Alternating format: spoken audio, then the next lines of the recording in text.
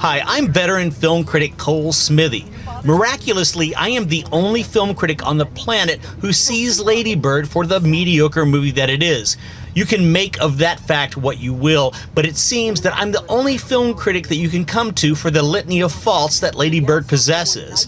Upon returning to Lady Bird a second time, I discovered a litany of bogus character traits for Saoirse Ronan's title character that paint a picture of an entitled, conniving, cheating, vapid, disloyal, snotty, conformist white girl going through a phony personality crisis so she can put on her next basic, a la Ingrid Goes West, identity as one more white female college student in New York City with rocks in her head.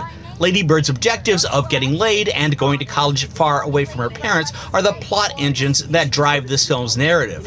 A red flag goes up during the opening of the movie when Lady Bird jumps from the speeding car her mom is driving because she, Lady Bird, can't handle the conversation. Lady Bird isn't just immature, she's suicidal. Still, no psychiatric exam, therapy, or medication follows for our manic, possibly bipolar high school student with a nasty attitude. You might expect a serious response from a mom, played by Laurie Metcalf, who works as a shrink, but you will be sorely disappointed. A cast on her arm is all Lady Bird needs to stand judgment over Danny, played by Lucas Hedges, a closeted gay boy she briefly dates before abandoning her best friend Julie, played by Beanie Feldstein, in favor of hanging out with insufferable preps. Lady Bird gives up on the school play because she has no patience for Danny's burgeoning sexuality. It will ostensibly take a few years for Christine, aka Lady Bird, to purchase her LGBT-friendly glasses. In the meantime, it's just the me song all day long. Never mind that Danny and the school play are the most interesting things Lady Bird has going. She is an adult who also happens to be a poor judge of character and allergic to good advice. The fact that Lady Bird prefers dry humping to penetration could be a potential deal breaker for some would-be suitors. Lady Bird's sexual preference does send a message. This millennial is already predisposed to the smartphones that are about to take over all media and communication. The biggest coincidence between my own history with grading the movie, I initially gave it a B-, comes after Lady Bird steals and ditches her teacher's notebook containing all of his class records.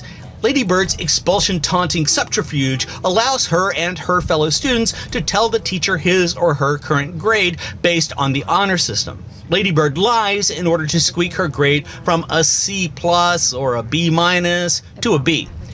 It is this precise lie that allows Lady Bird to get into college. You couldn't exactly call Lady Bird a model student. Bad Animal is more like it. She isn't even a narcissist for a noble cause. Lady Bird's super objective is to be the ultimate conformist. Her taste in music speaks volumes. Alanis Morissette and Dave Matthews tells you all you need to know.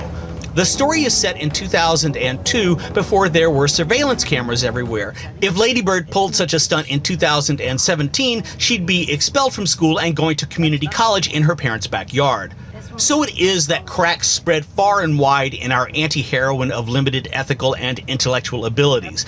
Lady Bird earns our disrespect when she insults her Ivy League graduated stepbrother Miguel, played by Jordan Rodriguez, after being accepted into UC Davis. Rather than being happy about getting accepted into such a respected college, Lady Bird throws a spoiled brat temper tantrum and tells Miguel that the only reason he got accepted into Harvard was because he was a minority. Miguel rightfully calls Lady Bird a racist as the film goes permanently off the rails. Miguel is right. Nobody can say all that they know. This is my second pass at Lady Bird, and I'm sure I could come up with a few more flaws in the film. But evidently, I'm the only film critic with anything negative to say about Lady Bird. I suspect that many audiences who return to Lady Bird will be disappointed as to how the movie stands up. Let there be no confusion about my grading of Lady Bird. It is a movie that fails on the most important level of maintaining audience empathy with its, in this case, faux nonconformist protagonist. These failings are masked by an obtuse use of music, quick cutting, and some over-leveraged emotional gesturing between the mother and daughter as a false bottom theme for the movie. The actual underlying theme is one of deceit. Don't believe me? Watch Lady Bird twice and you will, no doubt, see everything I've expressed here. If I had it to do all over again, I'd give Lady Bird a D-. Thanks for watching. This is Cole Smithey with Smart New Media.